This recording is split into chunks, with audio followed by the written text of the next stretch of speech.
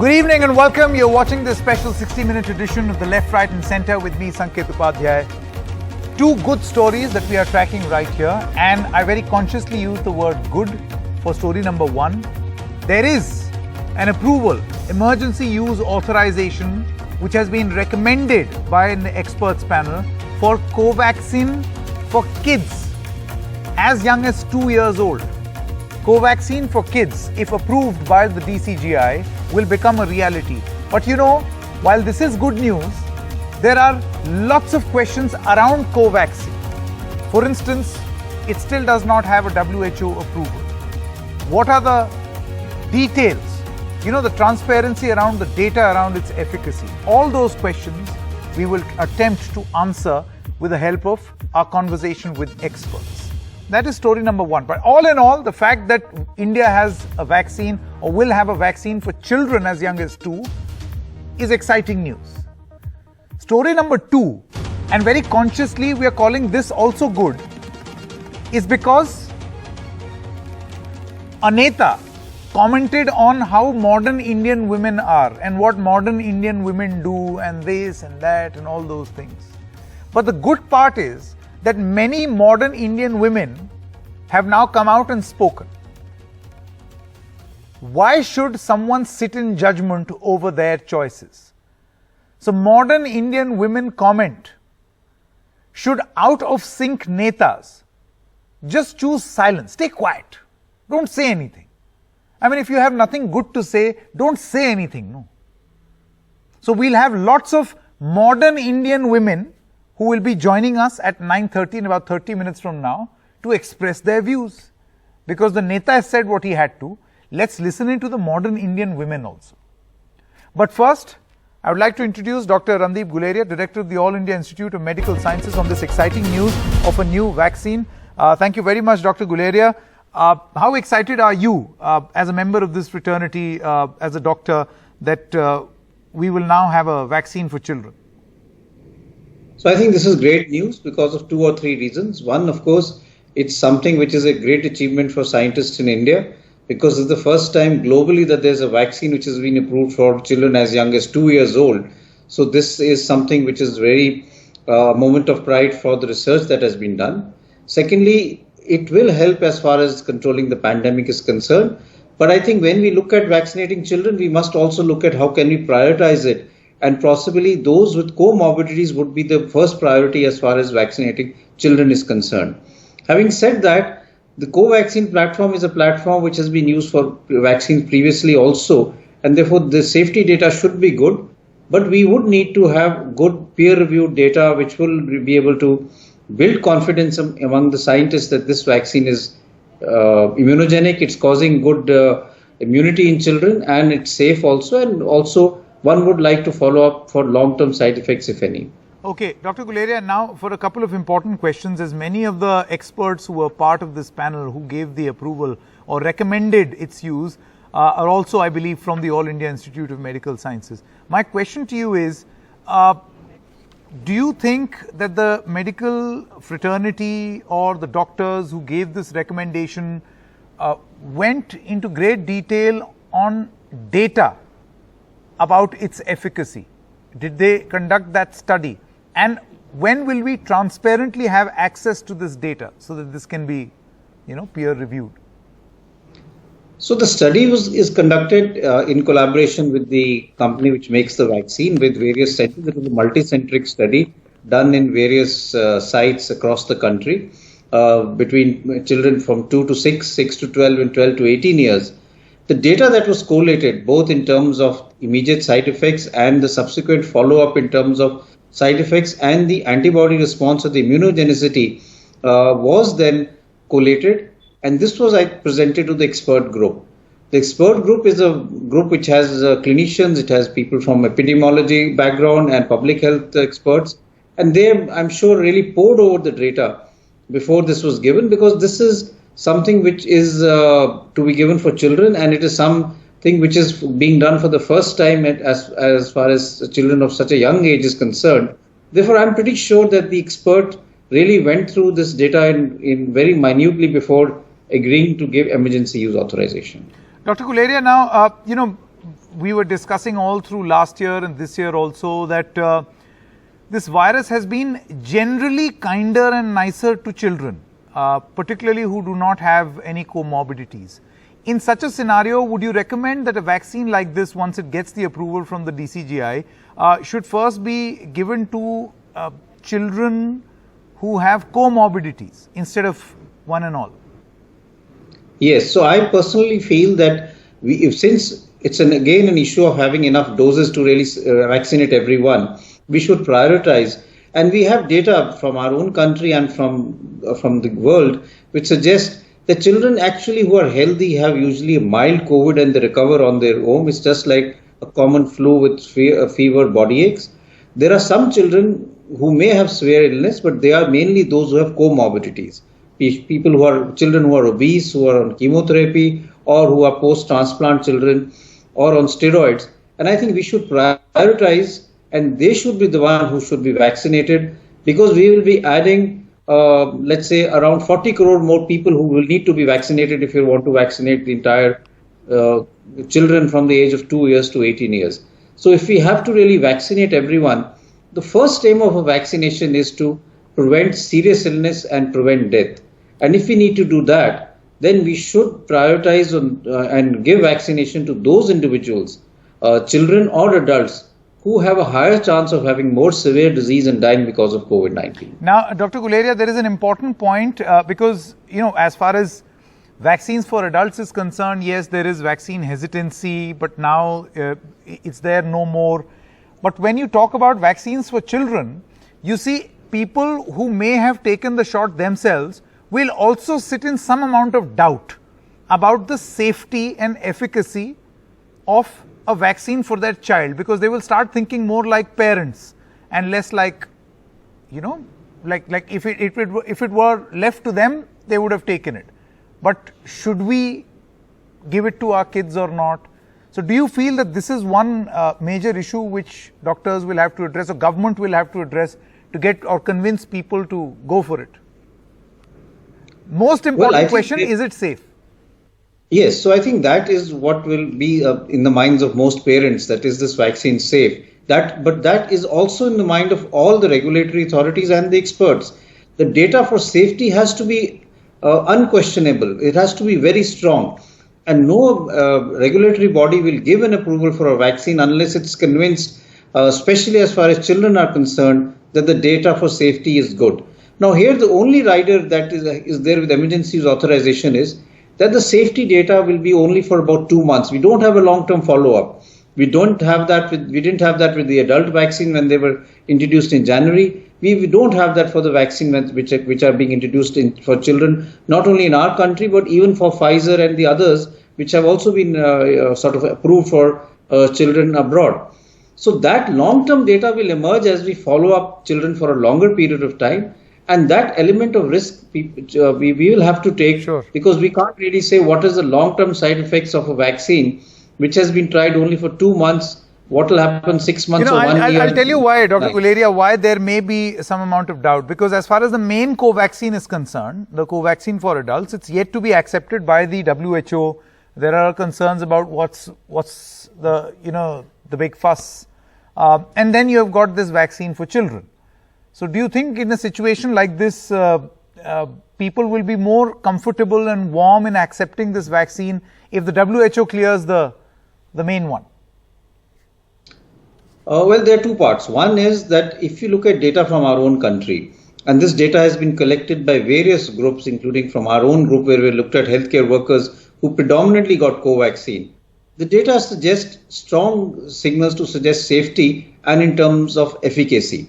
So we have data which is not company sponsored but done from our own side, which does suggest that Covaxin works. It is a safe vaccine and it provides good protection as far as hospitalization or severe disease is concerned. That has already been sent for publication. It hopefully should be peer reviewed and published. So I think we will get more data which people will bring out from different institutes as far as Covaxin is concerned.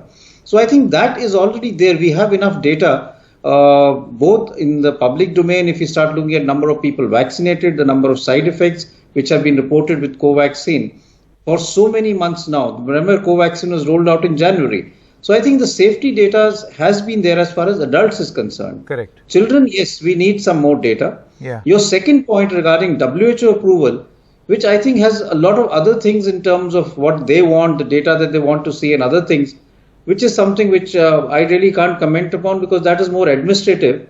But I think if you look at it from what data is available in our country, we haven't really seen breakthrough infections happening in those people who got Covaxin as compared to, let's say, Covishield. We haven't seen significant increase in side effects in those people who got Covaxin as compared to other vaccines. So I think we have enough data from our country suggesting that it's a safe and effective vaccine. But we will need to see the data which has now emerged as far as children are concerned. Dr. Guleria, my final question, I know this is a question more for the manufacturers, but obviously as someone who's involved in crucial decision making, what should be the timeline of its rollout if it were to get the nod from the DCGI? And how soon should it hit the markets, in how much quantity for us to really make a difference? So like I said, the vaccination schedule is the same as it is for adults. That is, the first and second dose is 28 days apart. We would need to really see how we can vaccinate those who are needing it the most. And when we're now looking at it, we're looking at people from 2 years to the elderly. So in the entire group, who are those who need to be prioritized, whether it's younger children, the middle-aged people or the older group, who are more likely to have more severe disease and die because of COVID-19. Right. We must first prioritize them, and then only should we really open it up for those who are likely to have mild disease and recover on their own. All right. Dr. Guleria, thank you very much for joining us. Thank you. Thank you. Let me now also introduce Dr. Sameer Dalwai, National Joint Secretary of the Indian Academy of Pediatricians. We have Dr. Ishwar Jilada, Secretary General of the Organized Medicine Academic Guild, OMAG, and Dr. Anupam Sibal, Group Medical Director and Senior Pediatric Gastroenterologist of the Apollo Group of Hospitals. Thank you very much. Dr. Sibal, we'll begin with you first. Do you think that this is a very significant moment, but at the same time a big challenge as well? Because, you know, the question I asked of Dr. Guleria, adults may have come around to accept vaccines in the aftermath of the second wave. But when you talk about children, you know, the most pragmatic of parents will then start thinking twice. Is it safe to give it to my kid or not? Thank you, Sanket, for having me on your show. Good evening to everyone. I think today is a very important day. One, of course, we've got a vaccine approved from age 2 to 18. And as you know, the vaccines in the West have really been from 12 to 17. So this is pretty significant. And the Zydus vaccine was also above 12. The second thing is, 9 months ago, we started the vaccine program, nearly 9 months ago, and we're going to be hitting 96 crores plus 100 crores. So that's very significant. And numbers are down to 14,313 today. So that's all very positive. Now, when it comes to vaccination for kids, you must remember that parents are very used to vaccinating children. In fact, the hesitancy normally comes in from an adult. Sanket, when was the last time you actually had a vaccine? So kids get a vaccine. Yeah, I mean, forget the Covaxin or Covishield or whatever vaccine you had. But before that, for years, you wouldn't have perhaps had a tetanus shot and that was it.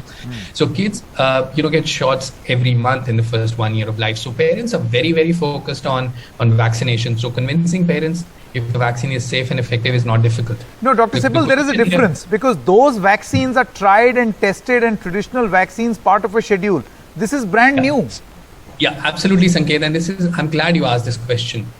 When all the COVID vaccines came in, people said, oh, these have been hurried and, look at the size. And you look at all the vaccines that were licensed, look at the MMR vaccines, look at all the other vaccines and look at the sample size. I can tell you that for COVID, the sample size for the trials was way bigger than most conventional vaccines had been using for decades.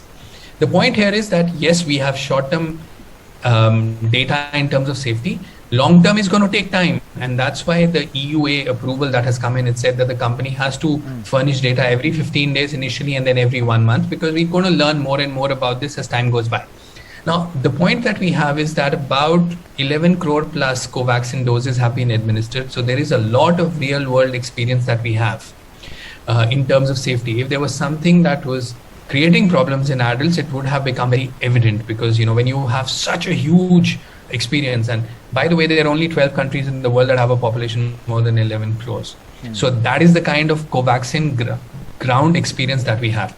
So I think when the regulators give approval, they look at safety first, and that's the part on phase 1, phase 2 trials. And of course, you look at efficacy. Yes, some parents will have questions, very legitimate. Some of them might want to wait. But the important thing here is that a lot of parents with healthy kids should anyway have a lot of time to think, because the vaccine is first going to and should be given to those who are at greater risk of hospitalization and becoming seriously ill. Comorbidities. So if they have liver disease, they have kidney disease, they are on treatment for cancer, they have hematological illnesses, immunological illnesses, have had transplants. So, and that population itself might be 4 crores. So 4 into 2 doses, we're looking at 8 crores. So it's going to be a while before healthy kids with no comorbidities will end up getting this vaccine. Okay. And we'll have a lot of data by then. Absolutely. Dr. Dalwai, as far as Maharashtra is concerned, we had a lot of reports from the state that when third wave will come, it will attack the children more. And that is why there was this huge concern that more pediatric wards must come up, must make sure that, we don't face these oxygen type of problems. In that sense, do you think that these emergency use authorizations and subsequent clearing of these vaccines must be expedited even further, so that that one little possibility of putting or reducing the load on these pediatric wards is also addressed? Okay, good evening, and I must say it's nice to see people smiling on TV these days, and nice to see the whole panel smiling at the same time. So I think the issue here is that preparing the grounds for dealing with a wave in the face of a pandemic which has taken away so much from us, I don't think we should relax even for a bit of a preparation to deal with it. At the same time, all of us are overjoyed, and parents are overjoyed that we have a vaccine for children as young as 2 years onwards, and it's only 2 jabs 1 month apart. And as all my colleagues and friends and seniors have said, we are very happy to go ahead with it, because you must understand that, as Anupam sir said so well, that parents and children are more used to the phenomenon of vaccination much more than adults are. And at the same time, let me tell you, when it comes to that mother and her little darling getting that first injection and the first prick of the vaccine, no amount of data in the world can allay her anxiety. It's still the same for her. But we are sure that all the efficacy as well as the safety data is in place.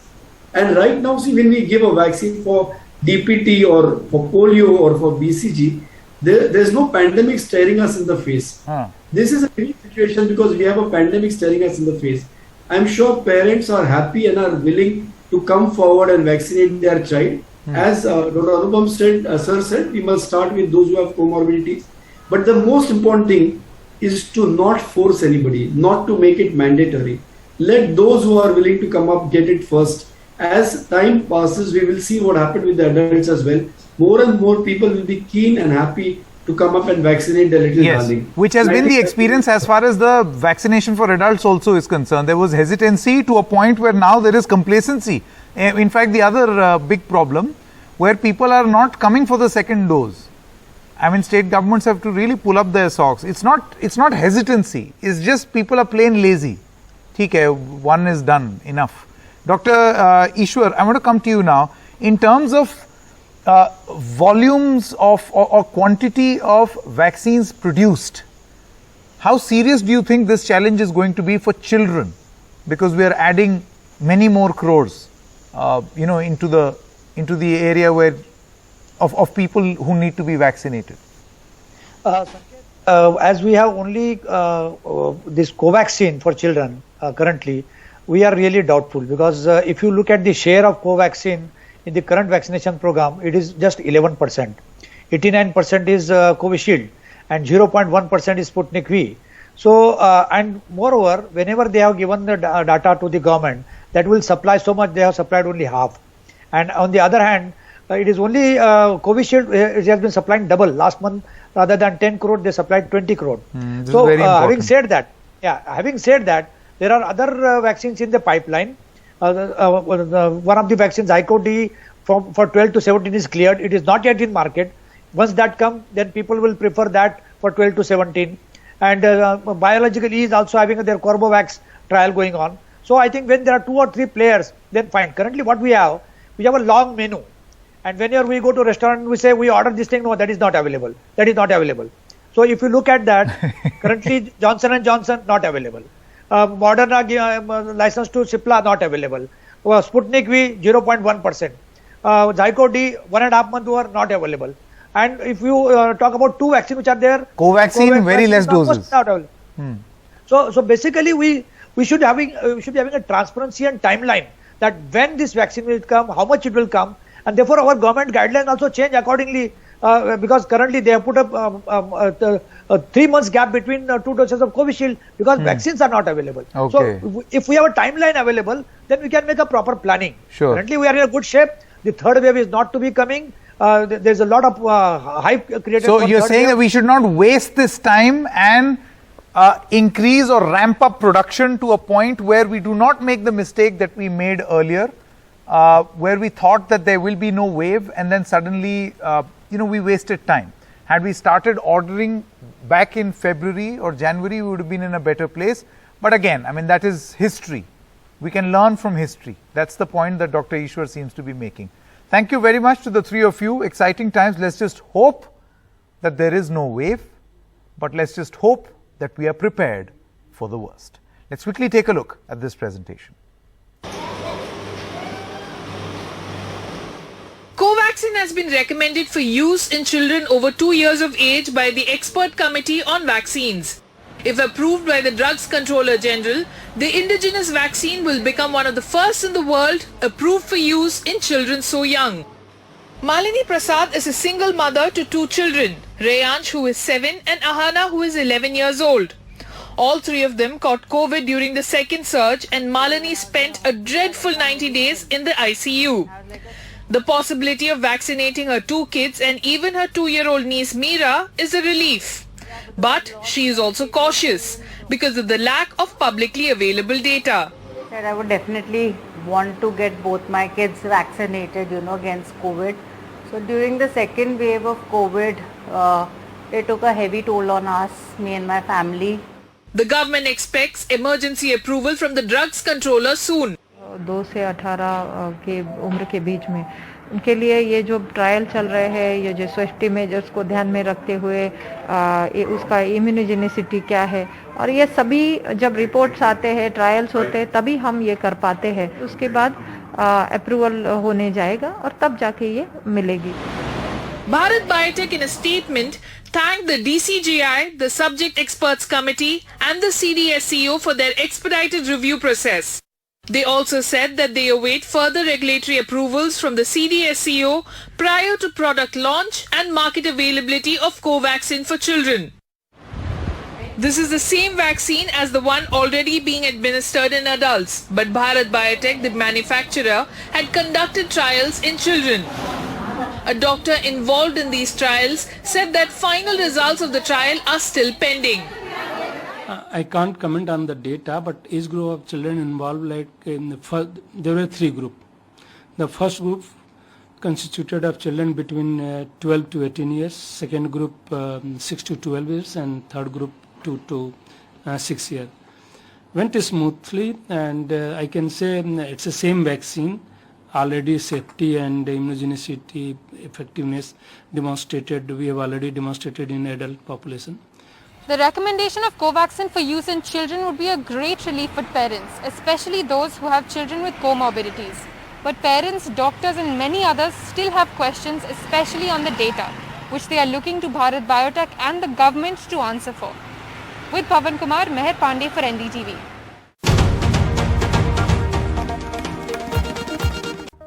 Welcome back. You're watching NDTV. Now for a very interesting comment that was made by a leader, the Health Minister of Karnataka, Mr. K. Sudhakar. Let's first listen in to what he said. Today, sorry to say this, a lot of modern women in India, they want to stay single. Even if they get married, they don't want to give you a birth. They want surrogacy. You know, he starts by saying today, sorry to say, and then he says that a lot of women want to remain single and they prefer surrogacy. Now, had he not said sorry to say at the very beginning, and then of course he makes a comment on, modern Indian women choose to remain single, modern Indian women prefer surrogacy. What is there to be sorry about this? That's the only point. I mean, he could have made this comment as a fact that today lots of women do this, this, this. Yes, they do. What is so sorry about this? Or does this reflect a mindset of the politician, and sadly the large mindset, which is, the known norm. It's considered acceptable also, and that is now being challenged. So the point is, we on this program have invited a lot of modern Indian women to debate this, and many of them are going to say that out of sync netas who are out of sync with reality, if they can't say something good, then they might as well want to stay quiet. Let me now introduce our guest this evening. We've got noted author Anuja Chauhan. Thank you very much, Ms. Chauhan, for joining us. We also have Shreya Kalra, Indore social media influencer. She was in Roadies in 2020. We have Tanvi Geeta Ravishankar, digital content creator and body positive activist. Thank you very much, Tanvi, for joining us. Actress Nupur Mehta is going to join us in just a short moment, and Niharika Karanjawala Mishra, senior associate at Karanjawala and Company. Thank you very much, Niharika. Good to see you after a long time. I want to begin with you, Ms. Chauhan, first. Would you agree with me in my assessment that the health minister, Right Honorable Mr. K. Sudhakar, stated a fact that some women choose to be single, some women choose to get married but not have children, and some women prefer surrogacy, right? It's this only comment that he made at the very beginning, sorry to say, is where the problem begins. Why are you sorry? Well, I think that watching the ministers nowadays is a bit like watching Cartoon Network. They keep dropping these weird bombs that reveal their thinking all the time. I think he says sorry to say this the way people say "Bura na mano, holi hai." You're going to do something offensive to me, so you're sort of prefixing it with a "Bura na mano." Of course, I have an issue with the fact that firstly, even if you just look at the data on Shaadi.com versus the data on Tinder, you'll see that many women sign up to get married, and many men sign up to date people on Tinder. So it's erroneous right from the top. But even if we put that aside and we say, yes, girls, it's not that girls want to stay single. Girls don't want marriages that don't have equality. Girls who are single and are earning their own money and know their self-worth are very happy to get married. But what happens is that it hits that barrier of ladki haath se nikal gayi, ladki adjust nahi kar paegi. Everybody wants a girl who is 6 inches shorter than, earns much lesser than if she earns at all, and is in every way younger and subservient to the man in her life. Today, girls want equality, and that is what is really affecting these people, and that's where all these insecurities come out. Yeah, sure, I may want to be single, or I may want to marry on equals, and I may not want to have children so early, and I may even want to opt for surrogacy, which is extremely expensive, by the way, and not something that everybody just does on a whim. So these are all serious issues, which he's just like betraying his ignorance on so many levels when he talks like this, and he's a minister of family welfare. So that's really problematic. Niharika, I want to come to you now. Generally what happens is that many women, and it's a known fact, and perhaps women will know this more than me sitting in the studio and second guessing on their behalf, that this is part of day-to-day life. Commentary like this, comments like this, and normalization of comments like this is part of day-to-day life. Some have surrendered to fate, some are fighting back. I agree with you, Sanket. And I think more important than anything else, a message needs to be sent to the leaders of our society and political leaders more than anything, to show that their view on women in general and their role in society is extremely narrow, and women are good for a great many things. And in fact, one of the powerful things they can do is vote out ministers who have a narrow and regressive viewpoint on them. So I certainly hope that the people will respond to Mr. Sudhakar in kind. What I also found extremely startling was his very, very narrow and regressive view on mental health, considering he is a health and family welfare minister. So, I mean, I think his views on a number of things in this comment are telling and surprising. Shreya, I want to come to you. Hi. You feel that this is do you think that this is acceptable? The point is that there will be a huge constituency out there which will not very openly, on a public platform, they'll say, why did the minister say this? Yeah, maybe he should have been more pro-women. But deep inside, they will say, see, he's right. I mean, he said what many are feeling in our families. He said it. I think we talk about women empowerment. We have been talking about women empowerment since years. But still, we have the mentality, we have this mindset where people who are in power are making such regressive comments, and they're bashing women for their choices and for the way they dress up, for the way they speak up about things. And I think it's completely wrong, and it's problematic because this person is a young man and it's a doctor as well. And women are constantly policed for the choices they make because of their bodies. Like, we have some rights and we're not able to practice them because of a lot of judgmental mindset people have in the society. And when we try to speak up, हमें दबाने की कोशिश की जाती है. इनको लगता है कि यार औरतें कैसे बोल सकती है, अपने हक के बारे में वो लड़ कैसे सकती है, उनकी बॉडीज के बारे में हम डिसाइड करेंगे, उनके राइट्स के बारे में हम डिसाइड करेंगे, वो कैसे रहेंगी ये हम डिसाइड करेंगे. तो I think that's completely wrong. And deciding what this. No, Shreya, my comment was very different. Yeah. What I wanted to ask you is that whatever he's saying, publicly a lot of people may come out, publicly a lot of men may also come out and say, yes, the minister didn't, perhaps he should have been a little select with the sort of words that he used. But deep inside, they would again underline the very same sentiment in their families, in their social circles, everywhere. Because of the mindset, because इतने time से हमारे दिमाग में यही डाला जा रहा है कि ऐसा नहीं रहना चाहिए औरतों को एक लाइन में रहना चाहिए, औरतों को ऐसा करना चाहिए, औरतों को. That is the mindset we have and men have in this society. That's why we are policed and questioned for our choices. तो अगर कोई उसके बारे में बोलता भी है तो हमारे women के सामने लोग बोल देंगे कि गलत बोला है, but deep down they're like, सही तो बोला है, because in India tradition means a lot to them, but they don't respect the choices. Okay.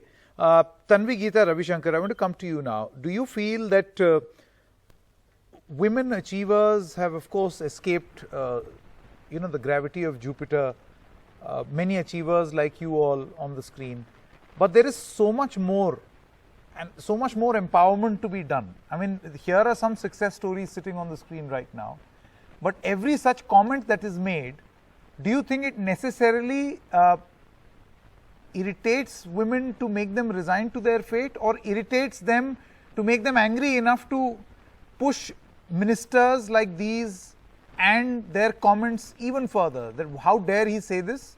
I'm going to challenge this, and it's going to drive me even more.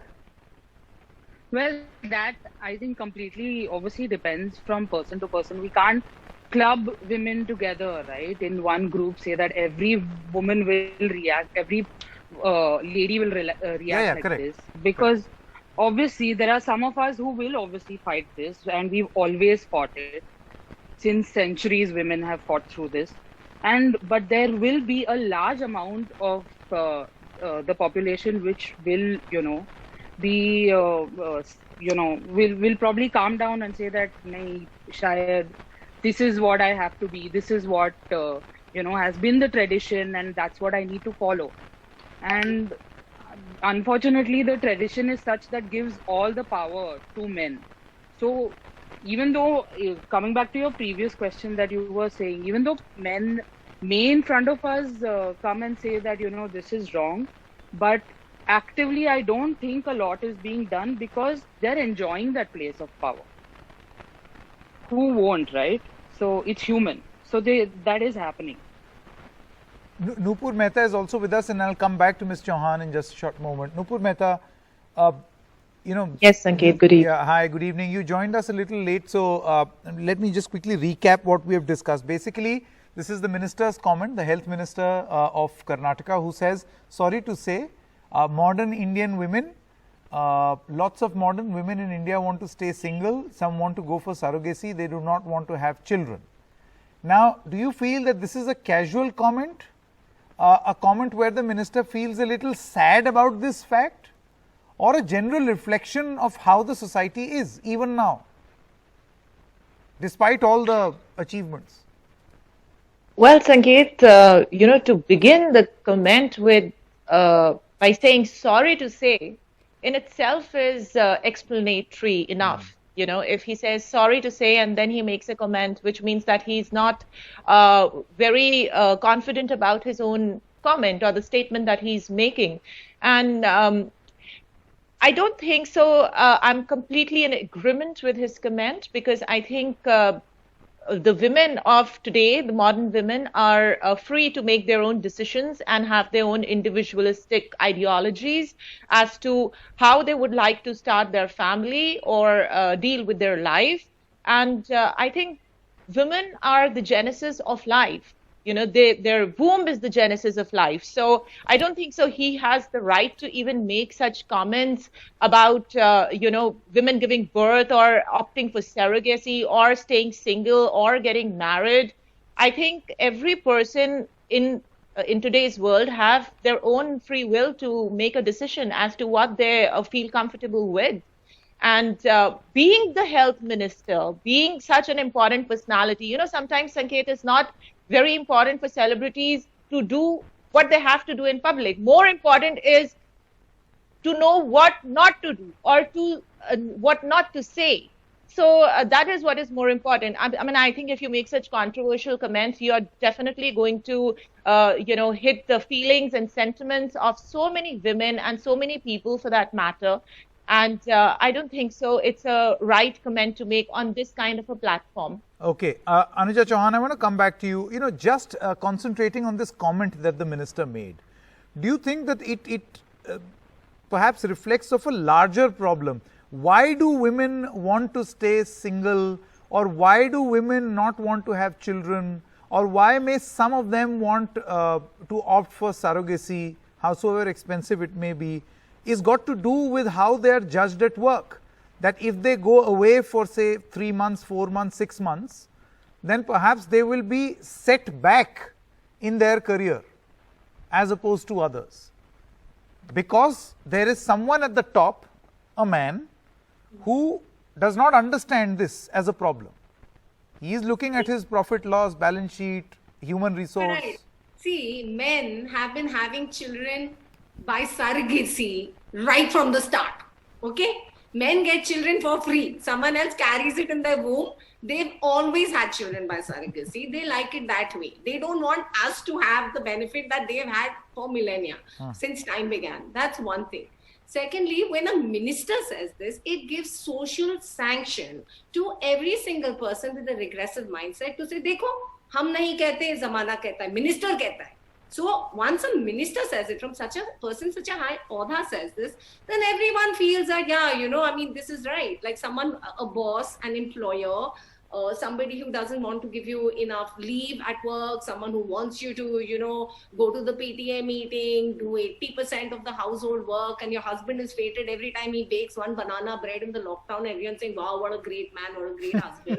So it just perpetuates that whole status quo way of thinking, So, yes, of course, they keep shoving it back at us. And, why should I be ashamed of the fact that maybe, girls get such a small window between 20 and 30, where they get a little social sanction to live their own life? Is there anything wrong with them extending that window? Men anyway, only in the late 20s, people start telling them, look for a girl to marry. Let girls also look for men in the late 20s, and let people marry each other of the same age and the same equality. Why is that such an issue? Why can't the man also then do that equal amount of heavy lifting at work and at home like girls do?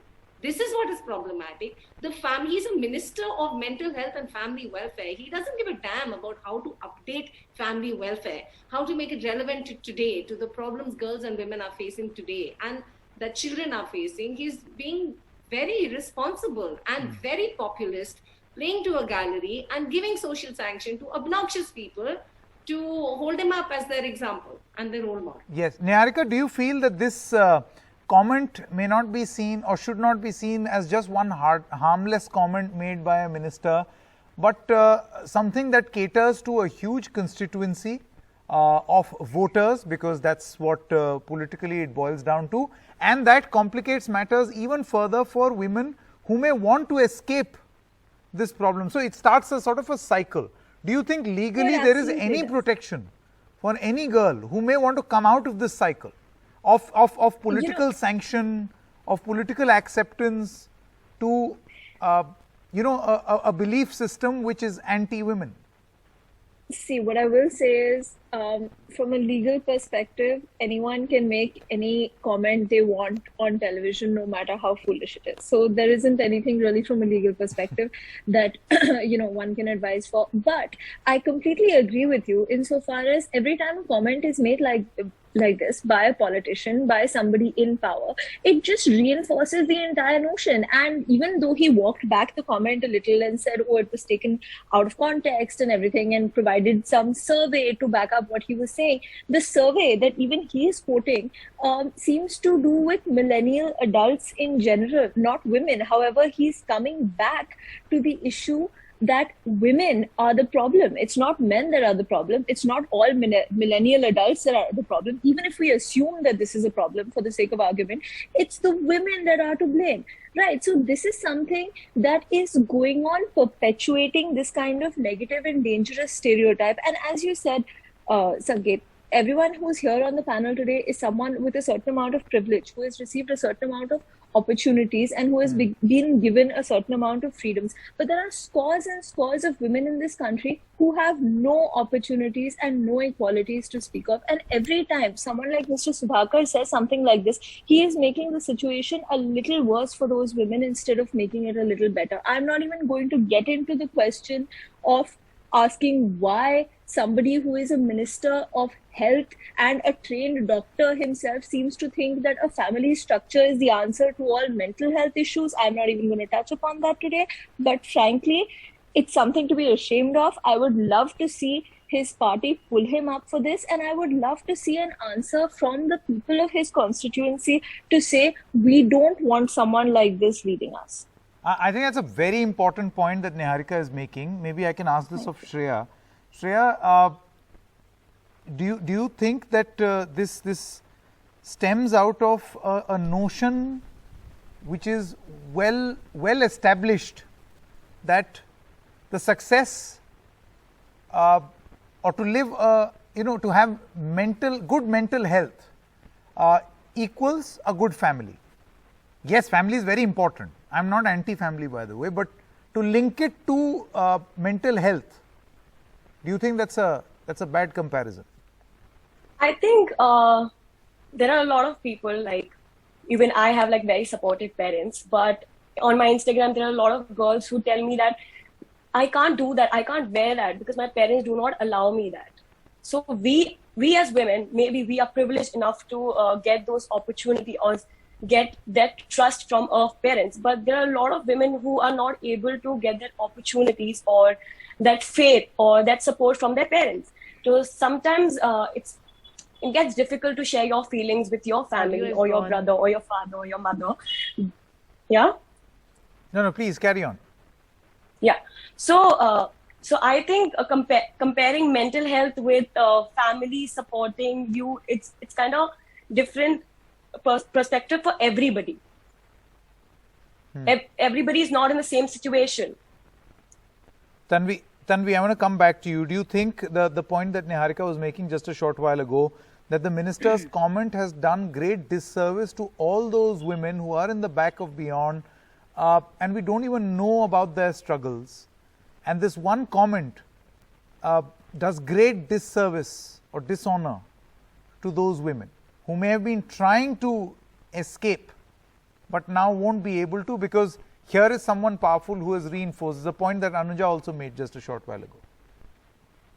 Absolutely, like it's again the point that when such a person holding influence on so many people makes a point like this, then it takes away from a girl who's probably not privileged enough to make those choices, but is trying to fight and make that choice now. But then she people around her, they start talking and discussing this minister saying this, and they're like, "Ye sahi bol raha hai." So many people saying "Ye sahi bol raha hai." She's like, "Haan, shayad main nahi galat thi." Everyone is not as empowered enough. Every woman is not as empowered to take those decisions strongly, because anyway, since we have this mentality that men are given that power to take decisions even as a child. A woman is never given a decision like that. She's supposed to always listen to her parents till she's married, and then after that she's supposed to listen to her husband. Yeah. Okay. Quick last comment. One sentence of advice by each one of you for the minister. Nupur Mehta, will begin with you. One sentence. Your advice to the minister. Well, I think, Sanket, women are the epitome of strength, and he should better understand this, being on this position and such a senior post and holding such an important portfolio. And I don't think so that, he can change the norms of life and norms of women by making such comments. So I think he should read his script before coming into the public platform and then make comments, which will be much more healthier for him as the health minister. Okay, some comments that have come in on the Coup app also where we asked this question. Rashi Upadhyay says, shouldn't giving birth rather be a choice? Wasn't expecting such a bizarre statement on World Mental Health Day. Maybe we can put that on the screen right now, the comments on Coup. That's the first comment by Ms. Rashi. And then comment number 2 by Shreya Singh. She says, health minister should understand a difference between freedom of choice and mental health. I think that point has been addressed right here on this discussion as well. Okay, one advice each from each one of you. Anuja Chauhan, what would you say to the minister? I tell the minister not to despise single people so much and be scared of them, and look at role models such as Mamata Banerjee, Yogi Adityanath, and our Honorable Prime Minister, all very single, very high achievers doing so much good work. Interesting. You brought in a political experiment, political example for the politician so that he understands best. Interesting. Shreya. I think people in power should not make such regressive comments on women and their reproductive rights or on their choices. They should think before coming on the stage, and if they want to talk about modern women, so they should talk about modern men as well. Yes, Tanvi, your advice.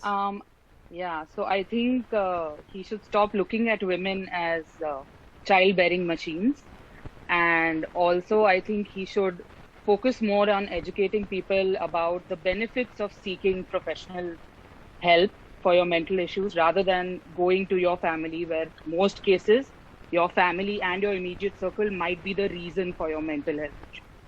Okay, so, last comment, Niharika Karanjawala. Had I been a woman and if I were asked this question, I would have told the minister, try staying quiet, which is the focus of our show also. If you don't have anything nice to say, then please stay quiet instead of making a comment like this. Niharika Karanjawala.